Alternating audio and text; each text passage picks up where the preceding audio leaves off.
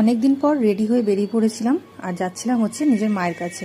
আর এখানে আমি এসে বাসে বসে পড়েছিলাম। আমরা খুব সকাল সকাল বেরিয়েছিলাম, তাই বাসটা পুরোই ফাঁকা ছিল আর খুব তাড়াতাড়ি যাচ্ছিল। আর আমি এই বাড়ির সামনে চলে এসেছি, খুব এক্সাইটমেন্ট লাগছিল, কারণ অনেক দিন পর মায়ের কাছে আসছি। ও যেহেতু হসপিটালে ভর্তি ছিল, তাই এতদিন আসতে পারিনি। তো মায়ের কাছে এসে খুব ভালো লাগছে। আর আসার সাথে সাথে মা আমাকে এখানে কচুরি আর আম খেতে দিয়ে দিচ্ছে, আর আমি এখানে বসে বসে খাচ্ছিলাম।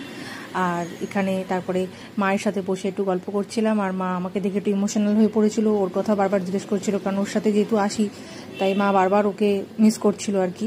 আর এখানে মা আমার জন্য একটু মাংস রান্না করছিল। তারপরে এসেছিল আমার এক ভাই, ও এসে গল্প টল্প করছিল। তারপরে দুপুরবেলা একটু মায়ের সাথে শুয়ে শুয়ে গল্প করছিলাম। আর তারপরেই বেরিয়ে যাওয়ার পালা, এই বেরিয়ে পড়েছিলাম। তারপরে ওলা রাখলাম। তারপরে এখানে মা একটু কেঁদে ফেলছিল রাস্তার মধ্যে, যেহেতু আমি চলে যাচ্ছি, আবার কবে যাব তার নেই ঠিক, সেই জন্য আর কি। তারপরে এখানে ওলাতে বসে আমি বাড়িতে চলে আসলাম।